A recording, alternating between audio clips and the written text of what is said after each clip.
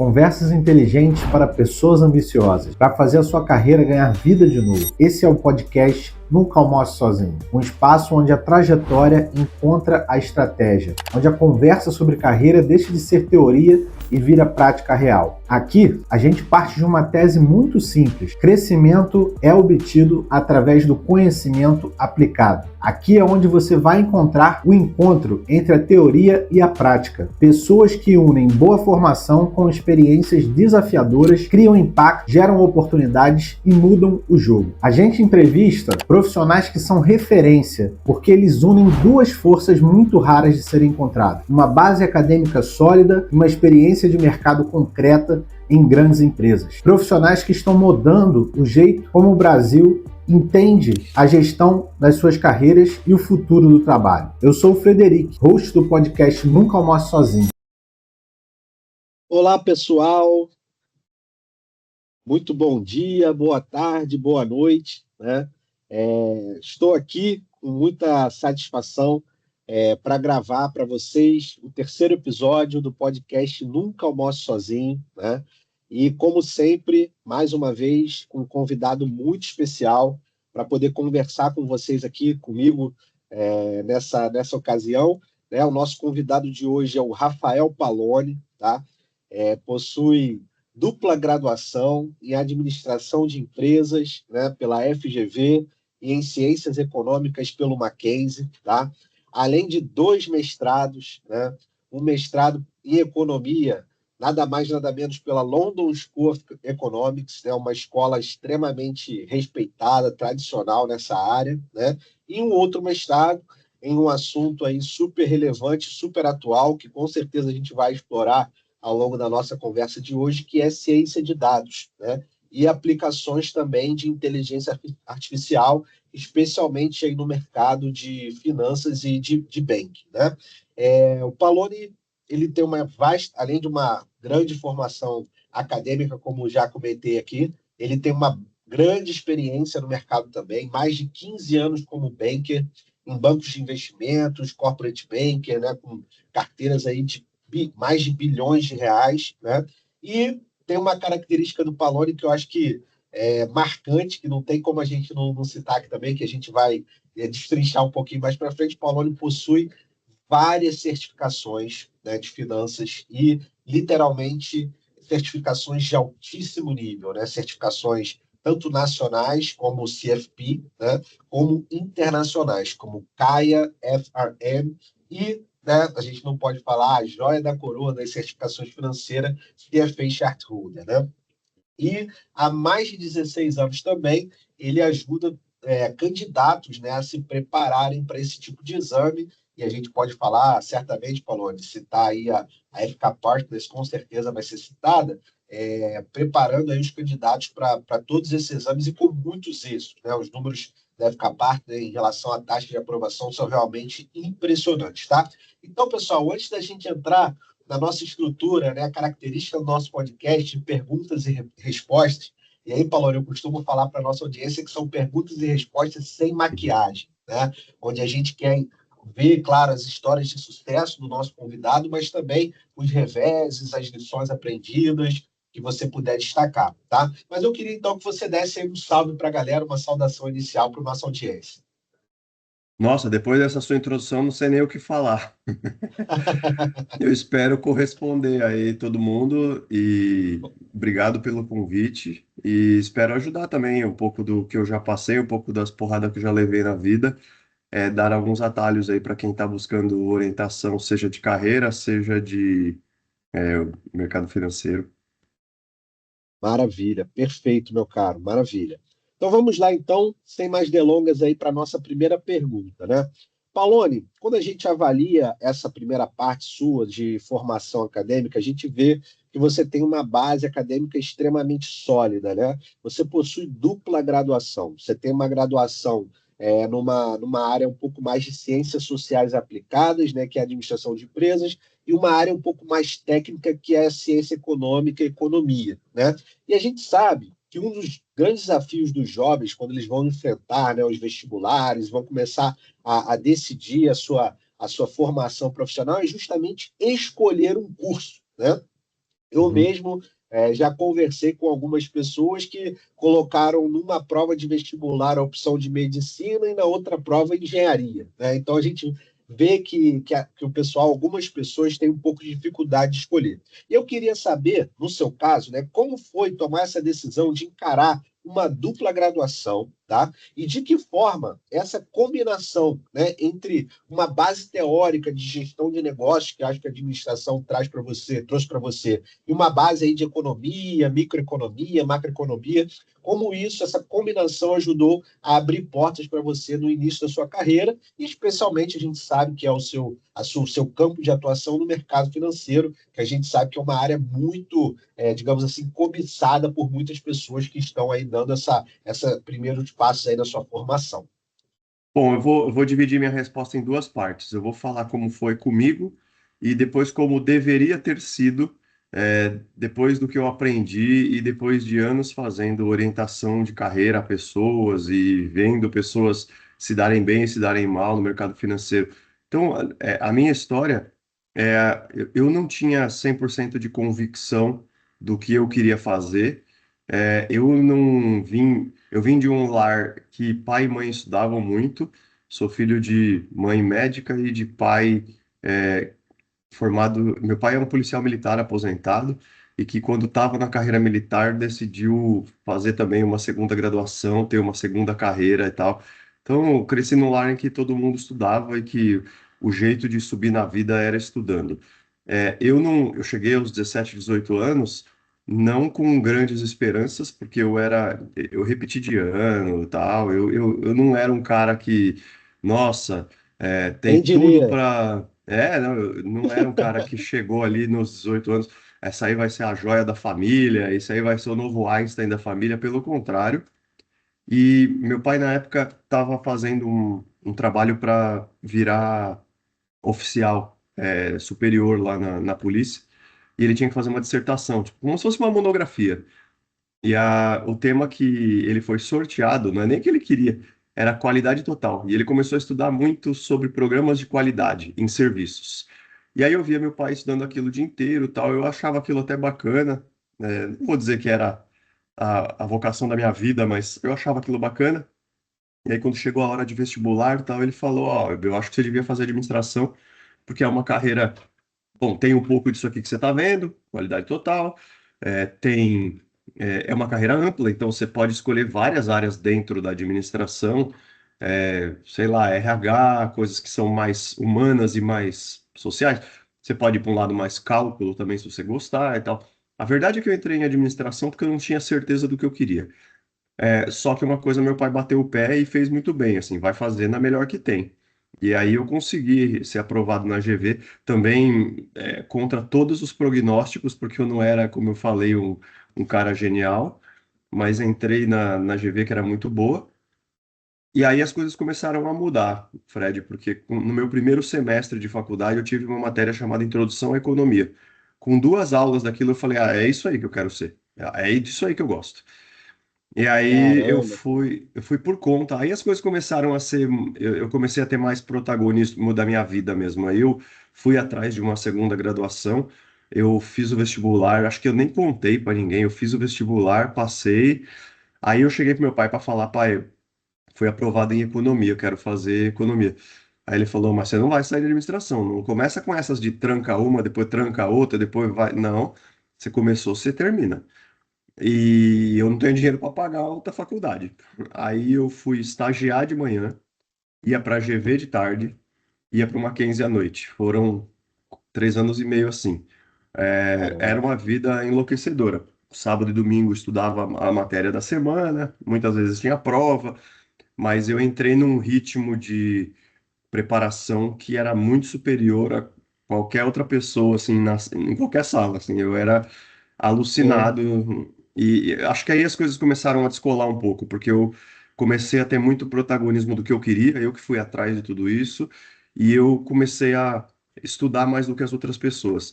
Isso também a gente vai chegar nisso mais para frente no nosso papo, mas Sim. para você chegar muito mais longe que os outros, ou você tem um talento sobrenatural, ou você é o Messi, ou você trabalha muito mais forte que os outros. Você é o Cristiano Ronaldo, que não é tão mais talentoso assim que a média, mas que é o primeiro a chegar e o último a ir embora todo dia. Se você fizer Verdade. as duas coisas, aí você vira um extraterrestre. Mas para aqueles que não tiveram tanta sorte assim de nascer com talento sobrenatural, não é que está tudo perdido. Você ainda tem uma escolha que está na tua mão, que é acordar cedo, é disciplina. Então, em resumo, a minha história foi essa, assim, a história de eu não sabia de nada disso, mas eu comecei a atingir resultados muito rápidos porque eu fazia muito mais que os outros. Se os caras estavam fazendo Uhum. uma faculdade, eu fazia duas. Se os caras estavam fazendo aulinha de inglês, eu fazia inglês, francês e chinês. E assim foi, sempre tentando correr mais rápido do que o resto do pelotão. Sim. Então, essa foi minha história. E aí, no início da sua caminhada no mercado financeiro, dentre essas duas formações, né? Porque a gente sabe que no Brasil, né, Paloni, a gente não tem uma graduação, pelo menos difundida, em termos de abrangência nacional, graduação em finanças. É difícil a gente encontrar isso. Então, a gente tem no mercado financeiro profissionais de diversas formações, né, em termos de graduação. Porém, claro que se a gente fizer uma estatística, eu não tenho esses dados aqui, mas eu imagino que formações em administração, economia, engenharia sejam um pouco mais comuns, né?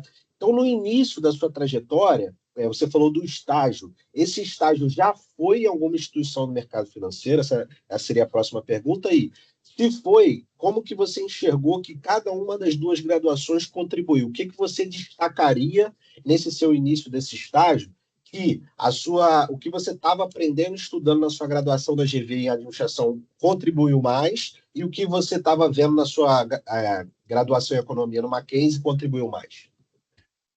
Aí também foi mais sorte do que juízo. É, eu estava na GV, que é uma baita instituição, super reconhecida, e eu precisava de arrumar estágio logo, porque, como eu te falei, eu tinha Para arrumado, eu custear, né? tinha arrumado sarna para me coçar, e aí eu consegui um estágio no Bradesco. Na época eu nem sabia o que que era banco, eu não vim de um lar que todo mundo era do mercado financeiro e tal, eu não tive nada disso. Mas o Bradesco pagava uma bolsa alta, bolsa para estágio, e era na rua da GV, era só subir a rua assim. Aí eu falei, eu vou fazer isso, porque cai como uma luva para mim, paga bem e eu ando um quarteirão só. E aí eu entrei no Bradesco. Fiz um pequeno estágiozinho na Caixa Econômica, não era em finanças mesmo, mas Uhum. depois eu fui para o Bradesco e ali eu descobri um mundo mesmo que jamais imaginei. Tive a sorte de cair num banco que era muito grande, então assim foi uma baita escola. Eu com sei lá 2 anos de formado, eu fazia cheque de bilhão lá. Era um clima muito bom de trabalhar, as pessoas gostavam de mim. Então eu dei sorte. De novo, nada disso que aconteceu na minha vida foi planejado. Assim, eu com 18 anos sabia onde eu ia chegar, nada disso. As coisas foram acontecendo um pouco porque eu corri atrás e um pouco porque tive aí, alguns vão chamar de sorte, outros de karma, outros de bênção, mas as coisas foram acontecendo para o bem. E eu caí no mercado financeiro porque eu precisava de um estágio, cara. Sim, sim. Paloni, já já, o próximo, a gente vai entrar aqui para falar um pouco das suas várias certificações, como eu falei na abertura, mas eu queria entender um pouco agora como que foi o seu passo e a sua decisão para fazer o mestrado, né? Então você estava aí, digamos assim, com duas graduações de ponta, né? Dois cursos bastante concorridos e procurados e bem vistos no mercado, instituições, como já falamos aqui, super relevantes e respeitadas, a FGV, o Mackenzie, e começando aí a trilhar sua carreira, fazendo um bom estágio, imagino que se dedicando, como você falou, mais do que os pares e indo muito bem no seu estágio, mas aí surge na sua trajetória um mestrado, e um mestrado né, na Inglaterra. Inglaterra. Como é que foi tomar essa decisão? O que que aconteceu? O que que te levou? Porque claro que o mestrado em economia ele traz uma robustez acadêmica muito grande, mas de alguma forma ele está te afastando também daquela realidade da empresa que você está criando as suas raízes, né? Então, como é que Uhum. foi isso para você? Como é que aconteceu? Não, não pensei muito no que podia dar errado, eu pensei no que podia dar certo. Na época, eu ajudava um professor lá da GV a fazer pesquisas, ele criou um negócio lá chamado SEB, Centro de Excelência Bancária. Eu nem sei se existe ainda até hoje, espero que sim.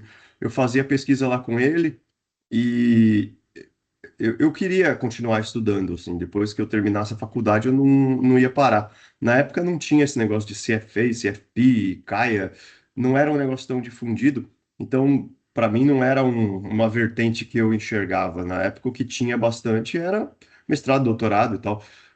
E aí eu falei, vou continuar. Eu também, igual o Mackenzie, eu meti o louco, apliquei para alguns lugares e me aceitaram, assim, talvez porque eu tivesse uma história. Eu não tinha notas absurdamente altas, eu não era um cara de tirar 9 10 em tudo, até porque eu fazia duas faculdades ao mesmo tempo.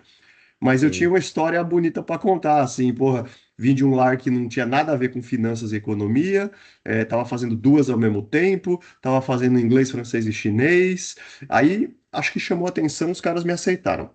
Na época, a LSE era a sexta do mundo em economia. E acho que eu nunca passei pela minha cabeça, e se eu não arrumar emprego? E se eu pedir as contas do Bradesco e tal? Falei, é sexta do mundo, tem que ir e tal. É, e aí eu conversei com o chefe que eu tinha na época no Bradesco. Ele apoiou, ele conseguiu um negócio que o Bradesco nunca tinha feito, que é uma licença não remunerada.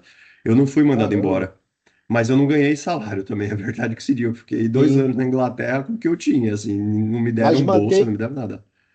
manteve o vínculo, então, né, Palone? Manteve o emprego. Para não dizer que eles não deram nada, eles, durante esses 2 anos, eles ficavam recolhendo FGTS, porque eu não estava demitido. Mas fora isso, assim, foi trancado, né? Minha relação Sim. foi trancada.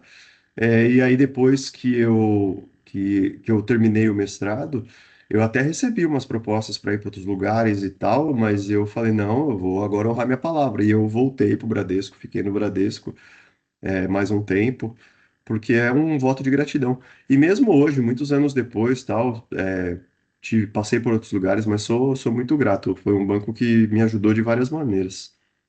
Legal, muito bom. Bom saber essa. Confesso que fico até um pouco surpreso positivamente dessa flexibilidade de uma licença não remunerada.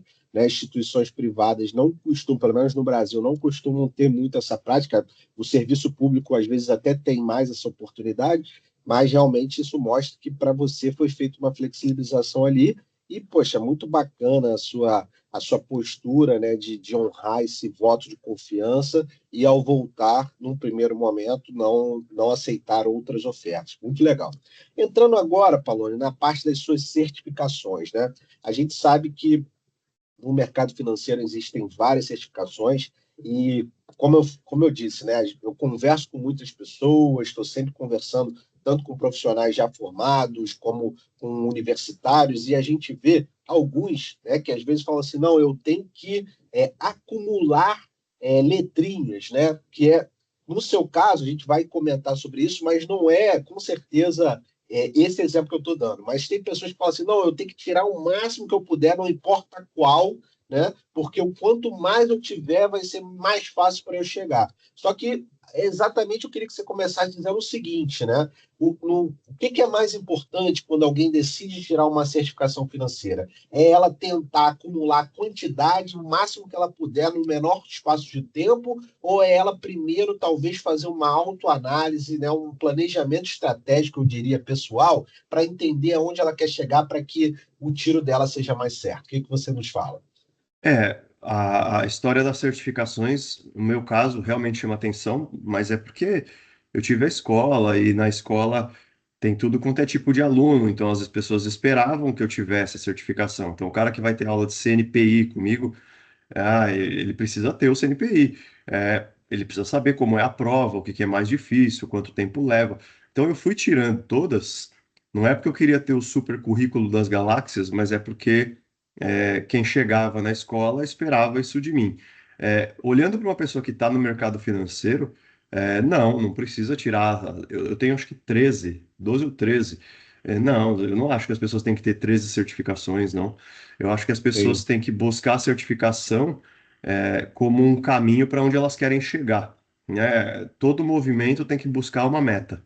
Então, se Certo. você estuda a As- CNPI para ir parar no private, não parece fazer muito sentido. Se você tira, sei lá, FRM para trabalhar, sei lá, como assessor de investimentos, não parece fazer muito sentido. Você vai estudar coisas que podem até abrir um pouco a sua cabeça. Isso é um legado de estudar em geral. Estudar Aham, abre a cabeça, ponto.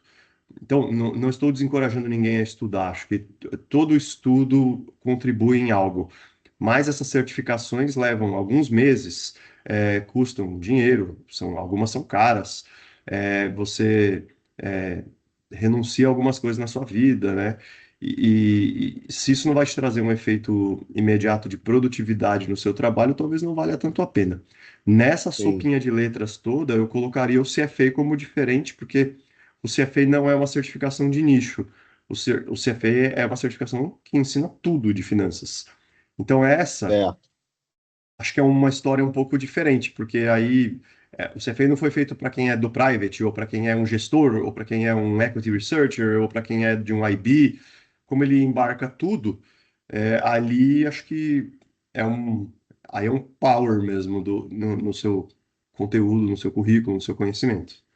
Sim, sim. Então a gente poderia dizer, pelo que você está comentando, que a certificação ela é muito mais um meio do que um fim, né? Um fim em si mesma, né? Ela é um instrumento que o profissional deve utilizar para alcançar uma posição, alcançar um objetivo que ele quer, né? E outra coisa que Sim. eu queria que você comentasse, Paulo, que eu acho que é importante, principalmente para a nossa audiência que está no início de carreira, é o seguinte: a certificação por si só ela garante que aquele profissional vai ter sucesso naquela carreira, ou ela é meio que uma questão, digamos assim, básica de habilitação para o profissional poder entrar naquele mercado? Porque eu acho que algumas pessoas também, às vezes, podem confundir um pouco isso, falar, não, vou tirar a certificação e no dia seguinte vai chover na minha caixa de e-mails propostas de emprego de várias instituições.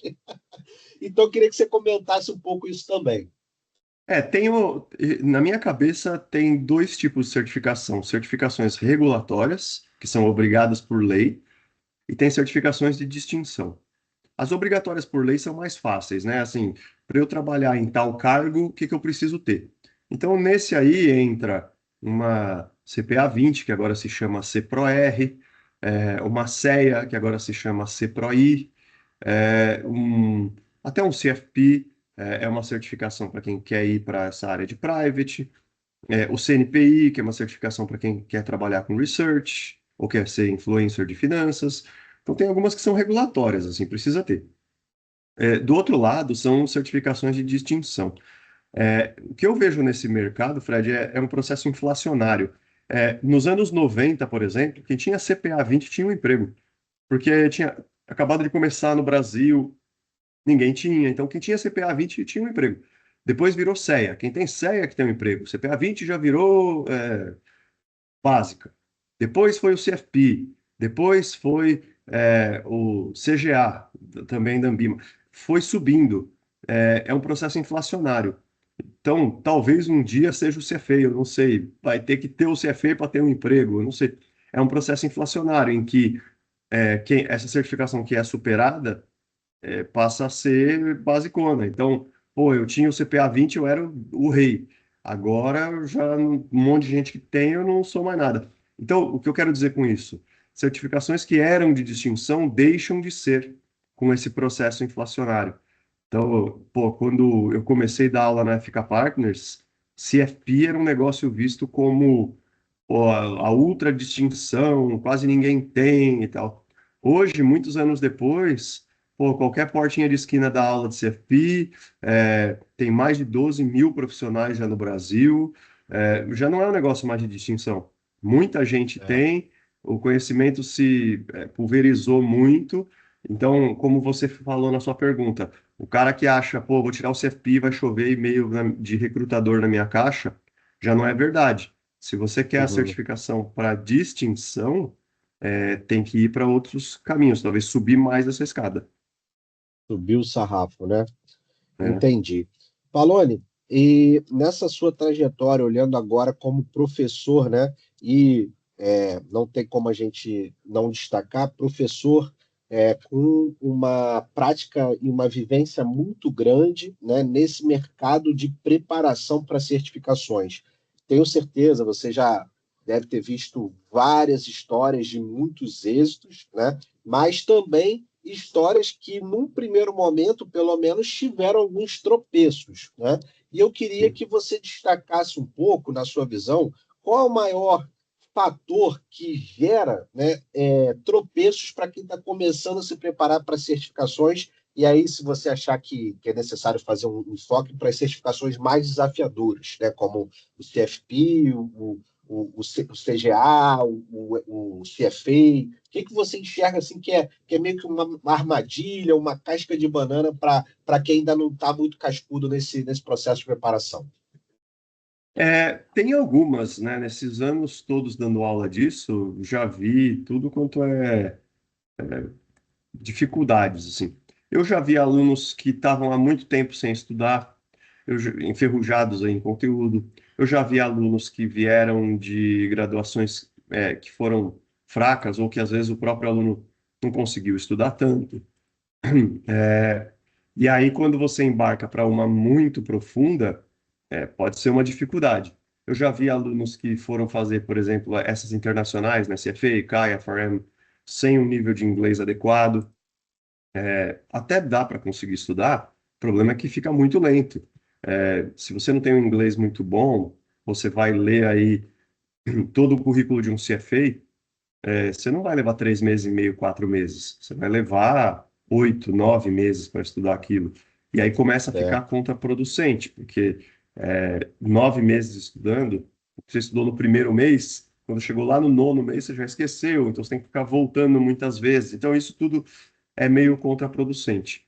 Mas eu acho que aquela história que eu falei no começo do Messi e do Cristiano Ronaldo, se você percebe que você não tem tanta facilidade assim, ou seja, você não é o ultra talentoso naquilo, pô, não tem um raciocínio matemático muito avançado, não sei o quê, nem tudo está perdido. Você consegue compensar isso com um excesso de dedicação. E aí, nisso também, tenho histórias muito legais para contar aqui.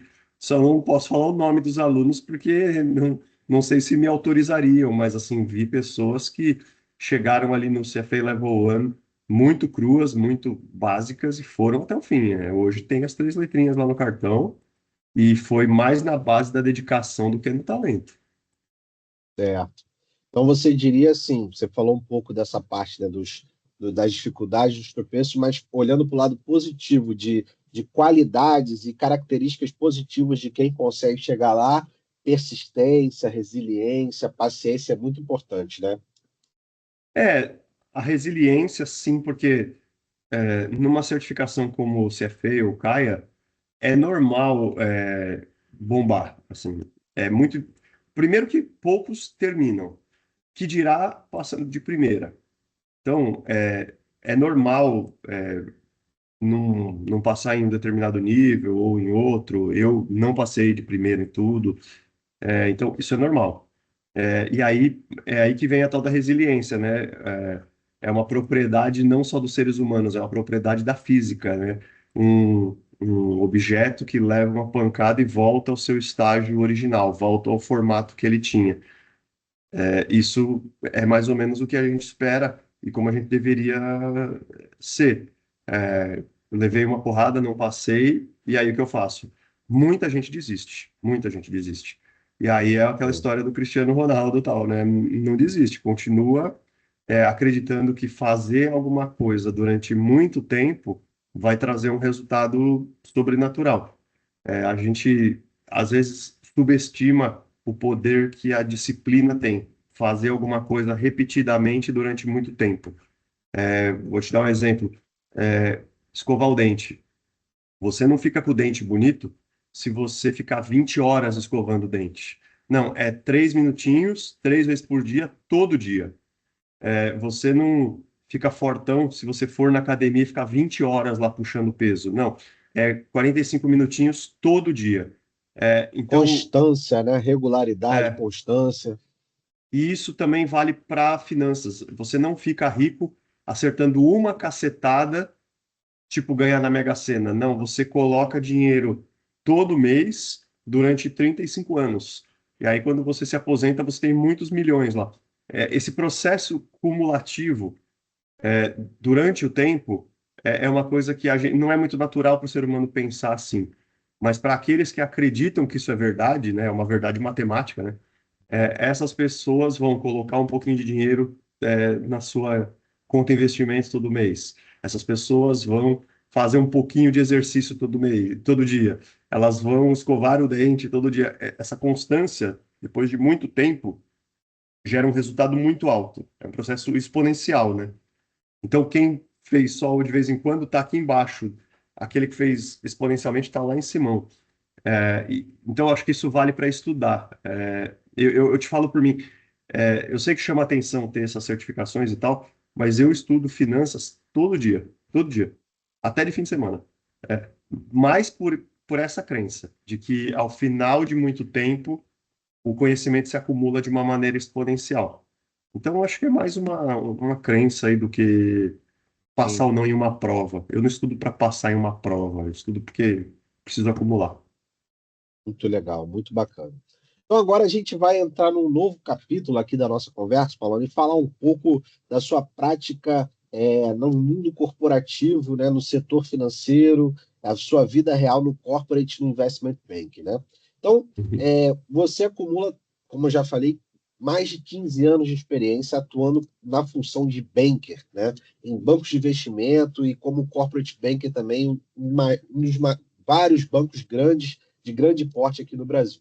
Então, eu queria saber, para a nossa audiência, né, a gente sabe que nos últimos anos o mercado financeiro tem ganhado muita atenção do público e a gente sabe que as pessoas, né, algumas pessoas almejam entrar no que a gente poderia chamar de um bancão. Né? Grandes bancos, não vou citar aqui para não ficar fazendo propaganda para eles de graça, se quiserem, né, podem financiar o podcast que a gente faz, mas, mas as pessoas que querem entrar no bancão, quais são as principais diferenças no dia a dia e da cobrança de trabalhar numa instituição grande, né, como um grande banco que você já citou, o Bradesco, né?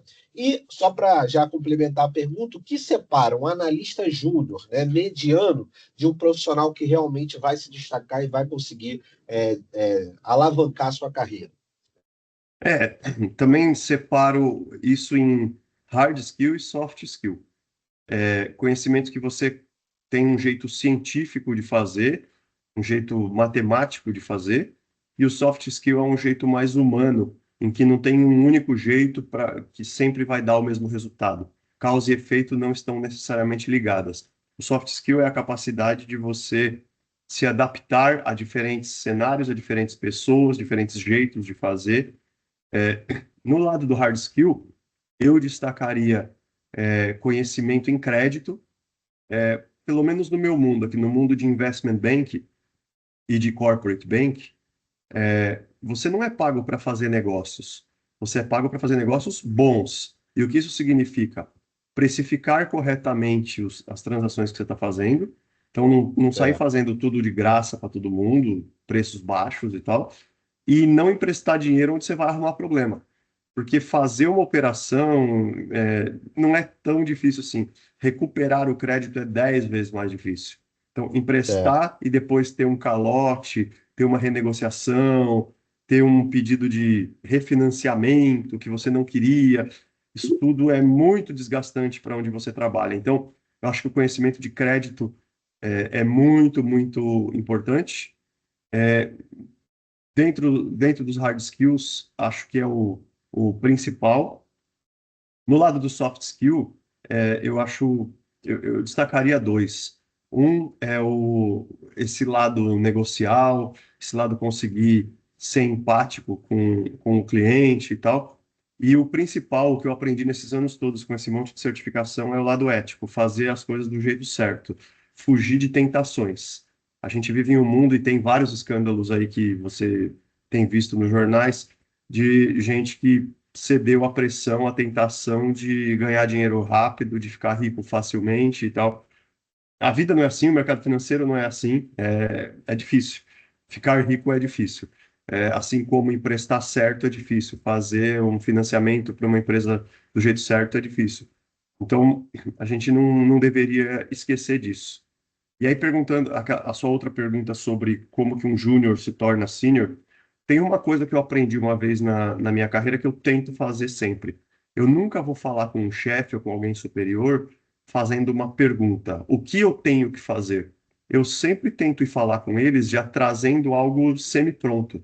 Então, é normal eu pedir uma orientação para um chefe e tal, porque é o trabalho dele me dizer o que fazer, pode ou não pode, sim ou não. Mas eu nunca vou com ele com uma pergunta em aberto, assim, faço ou não faço. Eu sempre vou com alguma coisa já preparada, ó, essa empresa tem isso, isso e isso, se a gente ganhar, a gente faz isso, isso e isso, de contras a gente tem isso, isso e isso. A minha opinião é que deveríamos fazer. E aí sim você pergunta. Mas eu acho que uma coisa que faz o júnior se tornar sênior é a capacidade de já ter respostas, de dar respostas, de ter prognósticos feitos. Então, eu Sim. acho que isso não depende da sua idade ou de quantos anos de mercado você tem. É uma atitude. Então, se eu pudesse dar essa dica para as pessoas, vá falar com o superior já com uma opinião formada, com um estudo feito, mostre que você passou por aquilo. Certo. Perfeito, perfeito. Eu queria pegar um gancho, falando na sua fala sobre o conhecimento técnico, né? Hard skill de crédito.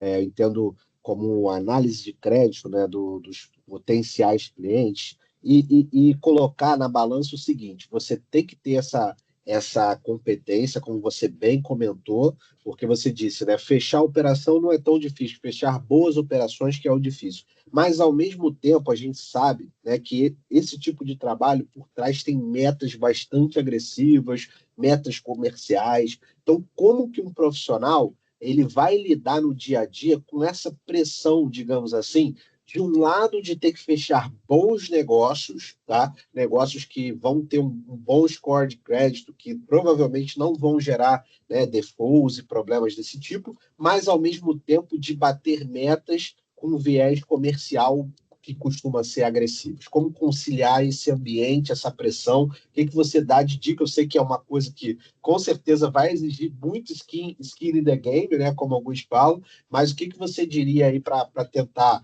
dar como sugestão e dica para o pessoal? Isso é um lado que as pessoas que entram no investment banking ou no commercial banking não sabem muito, né? Mas é um lugar realmente de muita pressão, a cobrança por resultado, a cobrança por meta é muito alta e é muito rápida. O que eu costumo fazer, meu jeito de pensar, é quase filosófico, né? Vem da filosofia dos estoicos, tentar, assim, se envolver emocionalmente, tentar se apegar àquilo que você controla. Os estoicos diziam que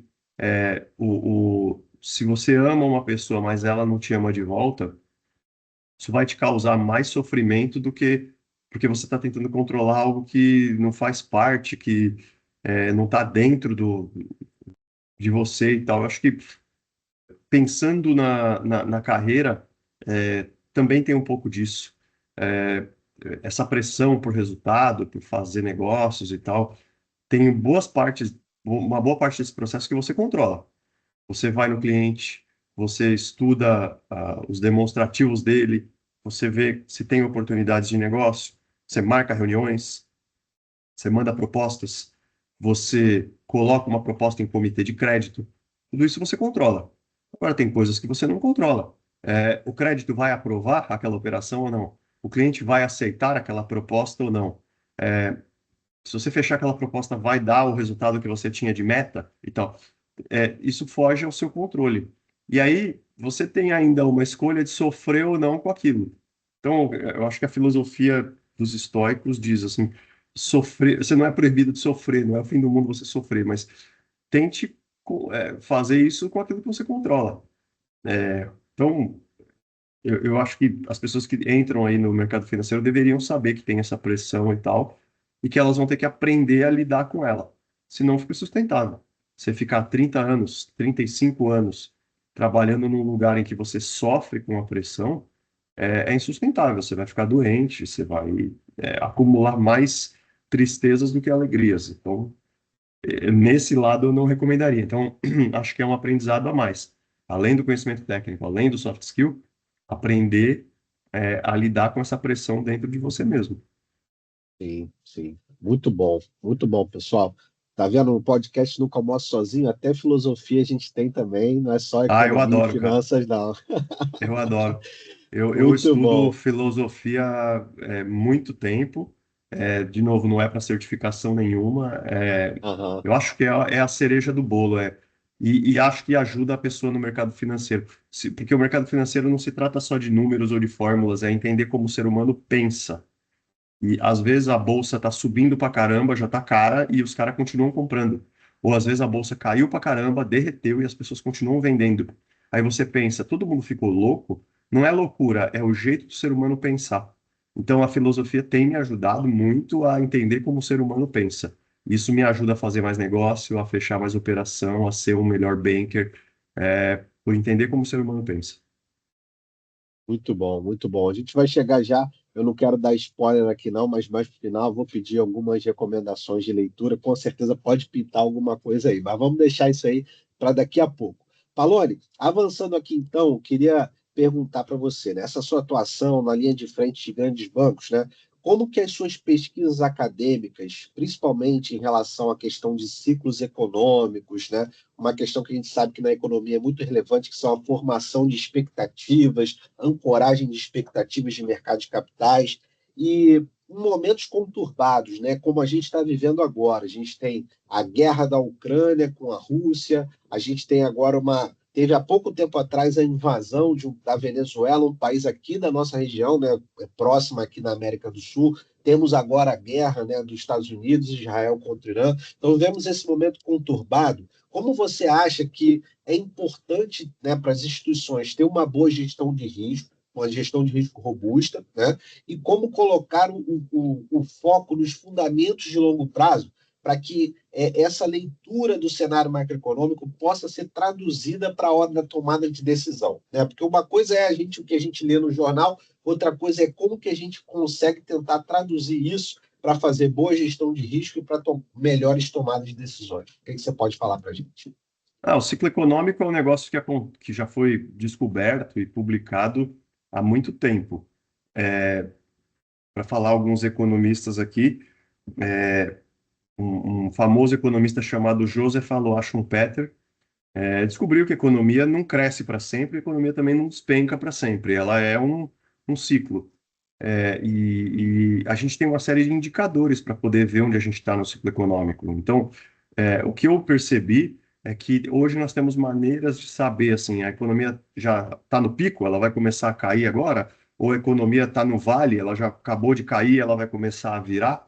É, o que eu acho que estudar ciclo econômico tem feito comigo perceber que isso é meio natural. Então, você não tem que entrar em euforia quando ela está subindo, e também não tem que entrar em pânico quando ela está caindo, porque é um processo natural, quase, sei lá, uma planta que cresce, faz parte de um ciclo natural dela. E acho que também, especialmente a parte do pânico aí que você mencionou, gestão de riscos e tal, entender que o que você está fazendo, seja como pessoa física, com o seu dinheiro, seja como administrando o dinheiro dos outros, né, que é o que eu faço, por exemplo, é um olhar de muito longo prazo. Às vezes o economista e os investidores caem numa armadilha que é achar que o longo prazo é a soma de vários curtos prazos. Então, todo mundo só olha um ano para frente, um ano para frente, um ano para frente. Eu tenho que resolver esse meu ano aqui. Eu tenho que pagar o meu almoço. É isso. E no longo prazo eu sei lá onde eu vou estar, onde vai estar e etc. O ciclo econômico nos ensina que não é assim que a gente tem que olhar. Que todo dia, todo momento tem alguma oportunidade. Se você estiver na recessão com tudo caindo, ali tem oportunidade. Se você estiver crescendo pra caramba, alguma coisa ali está barata, mesmo crescendo pra caramba, e tem oportunidades. Então, eu acho que quando você olha com essa visão de ciclo, primeiro você não se envolve tanto emocionalmente, você não fica desesperado e nem muito feliz. E, em segundo lugar, você cria um olho clínico ali para achar oportunidade o tempo inteiro. Então, acho que a pesquisa aí que eu tenho feito e as coisas que eu tenho publicado mostram um pouco isso. E as guerras que você comentou aí não são diferentes. Algumas guerras mexem em preço de insumos, como, por exemplo, o petróleo, que é meio óbvio. Algumas outras guerras mexem em migração, populações que saem de um país e vão para outro. Então, isso mexe com produtividade, isso mexe com força de trabalho e etc. O resultado existem oportunidades o tempo inteiro. Maravilha, maravilha. Palone, antes de passar para a próxima parte aqui, eu vou aproveitar e vou trazer uma pergunta que me ocorreu agora, tá? Sei que você não está na cadeira, né, que hoje está ocupada pelo Galípolo, mas já que a gente falou dessa crise, gestão de risco, etc., queria que você tentasse dar para a gente uma leitura sua, tá? Sobre uma questão que é relevante para o nosso país, que é a taxa básica de juros, tá? E o cenário, aí você fica à vontade se você quer colocar 26 e 27. Como que você faz essa leitura em relação ao nosso cenário macroeconômico, especialmente em relação à taxa básica de juros e esse contexto geopolítico turbulento que a gente está passando? A taxa básica de juros não deveria ser o resultado de vontade de ninguém. Ela é um modelo quase matemático. Ela tem pouca margem para discussão e interpretação humana. Ela é um resultado de um equilíbrio aí entre inflação e meta e crescimento de longo prazo, PIB potencial que a gente chama, e a sua trajetória. Para o pessoal que gosta disso aí, né, chama-se regra de Taylor. Então, para quem gosta aí do assunto, pode ir atrás e dar uma procurada e tal. Então, Ótimo. no Brasil, até então, tínhamos espaço para cortar juros, porque a inflação já estava arrefecendo e porque o PIB estava relativamente aquecido. Ele estava crescendo um pouco mais de 2%, sendo que a nossa trendline aí é 1,6%. Então, tinha espaço para cortar. Só que aí vem guerras e mudam essa realidade toda. Eu vejo hoje, da cadeira que eu estou, da posição que eu estou, eu vejo os dois lados. De um lado, você tem essa necessidade de não deixar a inflação fugir do controle. Quando tem guerras como essa, o câmbio dispara, os ativos de risco, como é o Brasil, perdem valor muito rapidamente. Por outro lado, eu vejo também lá na cadeira que eu estou, de banker, o problema que isso causa nas empresas. Os juros no Brasil ficar muito alto durante muitos anos causa um problema muito grave nas empresas.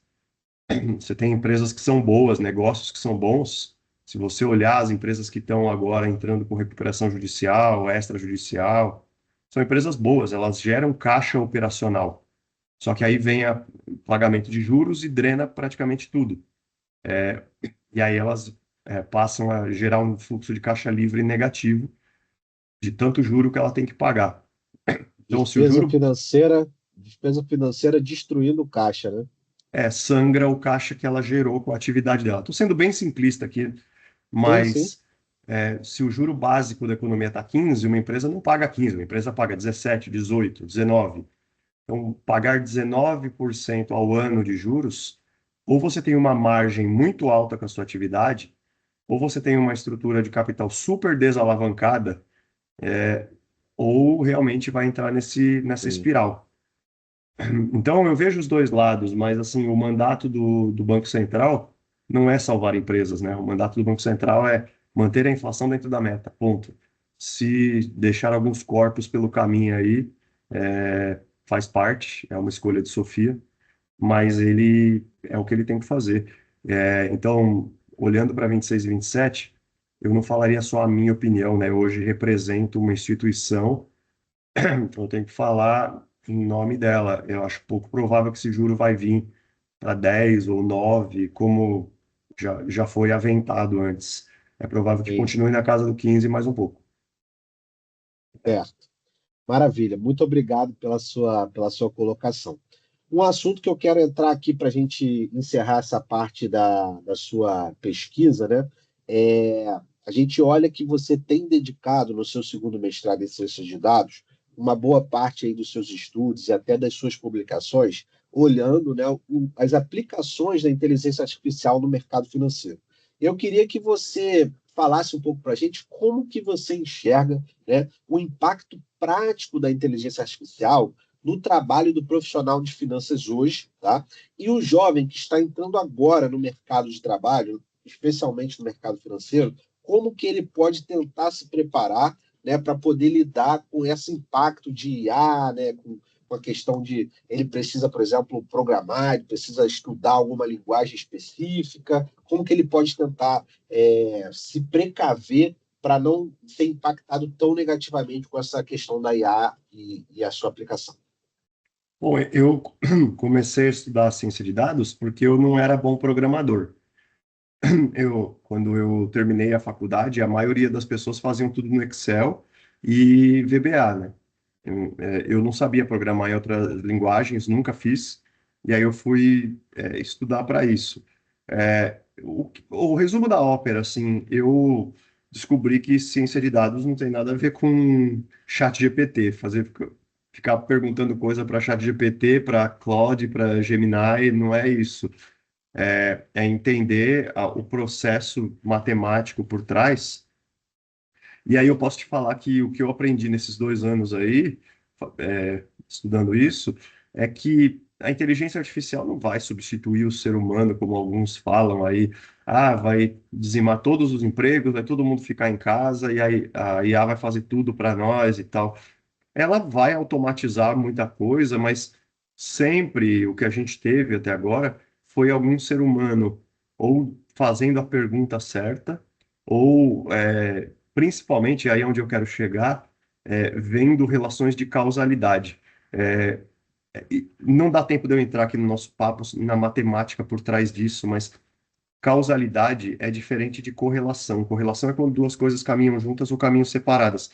É, isso a IA consegue fazer, pegar duas variáveis e falar, ó, essas aqui andam juntas.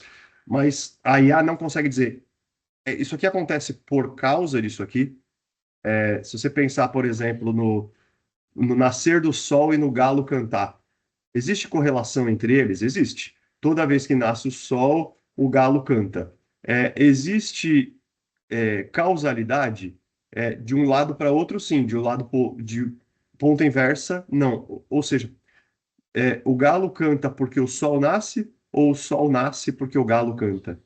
Isso é uma relação de causalidade que a inteligência artificial não consegue fazer sozinha. Isso é uma capacidade que só o ser humano tem.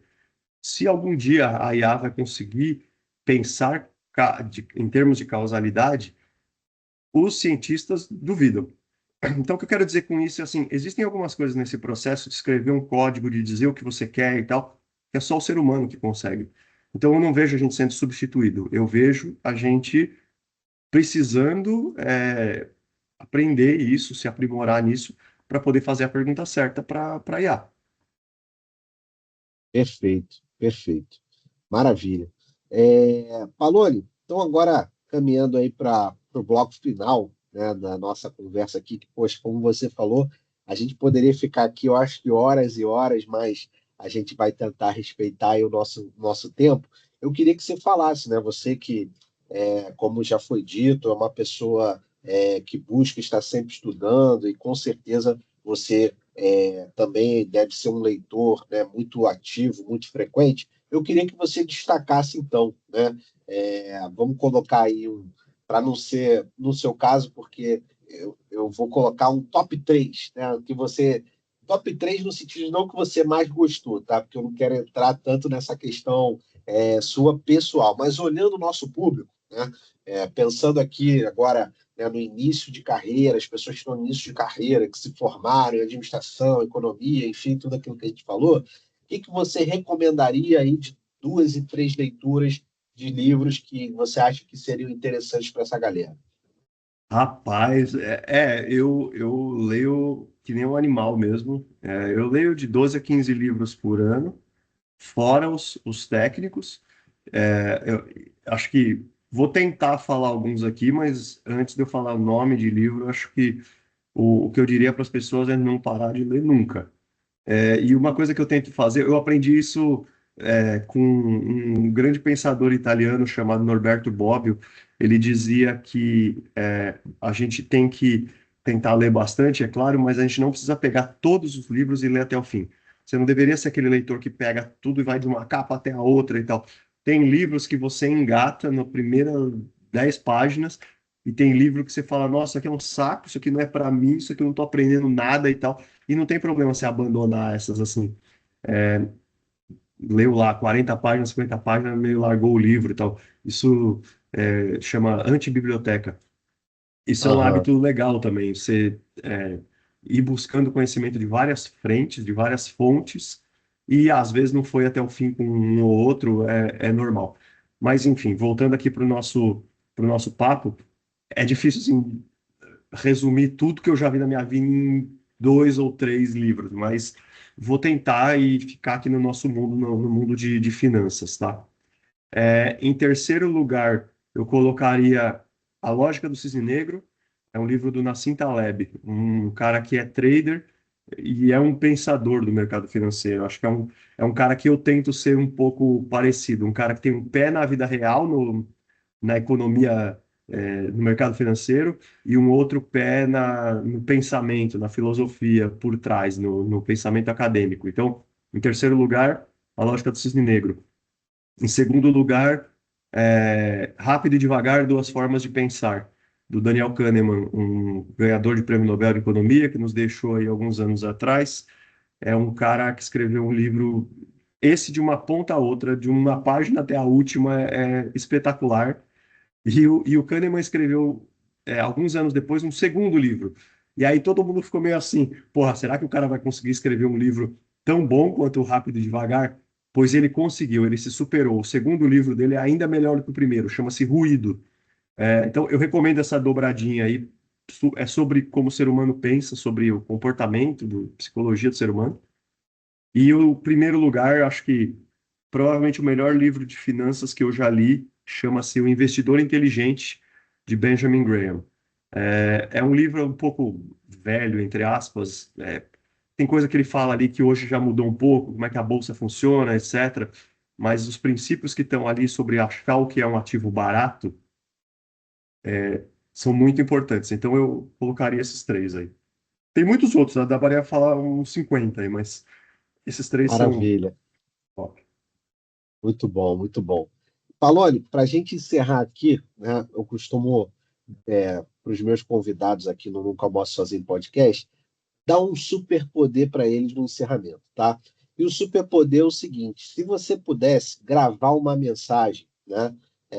Enfim, uma mensagem objetiva, né? De, enfim, 2, 3 minutos no máximo, para passar na tela de monitor de cada jovem, né, que está começando a sua carreira, está ali, né, foi contratado ou está como analista pleno, né, está começando a construir a sua carreira, e essa mensagem sua vai passar no monitor, né, da empresa de trabalho, seja notebook, desktop, enfim, desse jovem. Qual seria, né, a mensagem, o conselho de ouro que você colocaria para passar no monitor dessa galera? Eu acho que é essa que eu falei algumas vezes hoje durante o nosso papo, da disciplina e de fazer alguma coisa que você acredita muitas vezes. Se você acredita que aquilo vai trazer resultado, isso vai acontecer daqui 30 anos. Então você não vai ver amanhã. O cara que foi na academia hoje, amanhã ele não tá fortão. Da mesma maneira, o cara que estudou 10 páginas hoje, amanhã ele não tá. Ele não é um CFA Charter Holder que está publicando em vários lugares. Confiar no processo, confiar que fazer algo o tempo inteiro vai trazer resultado. E às vezes tem um contra-efeito também. Por exemplo, um cara que vai na academia todo dia, tudo bem se hoje ele tomar uma cerveja ou ele comer um bolo de chocolate. Não vai desfazer tudo que ele construiu, porque foi um percalço dentro de um universo enorme. O cara que guarda dinheiro durante 30 anos, o cara hoje quis fazer uma viagem bacana, comprar um negócio legal, não vai desfazer tudo que ele construiu. Então, eu acho que a mensagem que eu deixaria é essa. Para terminar com essa mensagem quase filosófica, lembrar de um grande pensador grego chamado Aristóteles. O Aristóteles dizia: para você atingir aquilo que você gostaria, né? Para você atingir aquilo, o máximo de você, os gregos chamavam isso de eudaimonia. Para você atingir isso, você precisa de um negócio chamado exis. Exis. Para os gregos, exis não tem uma tradução exata, mas é algo como hábito. Hábito. Aristóteles é o pensador do hábito. Então, já é um negócio antigo, né? Eu não estou falando nada de novo aqui, mas se você conseguir transformar algo em hábito, você vai colher resultados muito bons na sua vida, porque você não vai ver isso amanhã, você vai ver isso durante muito tempo. E eu acho que é assim que eu gostaria de ser lembrado, um cara que fez as coisas que acreditavam todo dia durante muitos e muitos anos. Então, se você é um analista, se você está começando a carreira agora, você não vai ver o resultado de algumas coisas que você faz semana que vem. Mas não tem problema. Você está trabalhando por um Axis. Então não perde isso de vista. Maravilha. Palone, muito obrigado mais uma vez.